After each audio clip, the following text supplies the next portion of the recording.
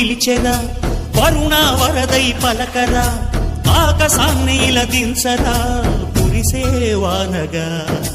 మారని యాతన తీర్చగా మాతారాతలు మార్చగా ఈ జల యజ్ఞము సాక్షిగా తలనే వంసరా మహారాజు తాని సమిధల్లి మారి నిలువెల్లా వెలిగెరా భోగాన్ని విడిచి త్యాగాన్ని వలచి తాపసిగా నిలిచెరా జనక్షేమమే తన సంకల్పముగా తన ఊపిరి హోమజ్వాలనుగా స్వర్గాన్ని శాసించనుగా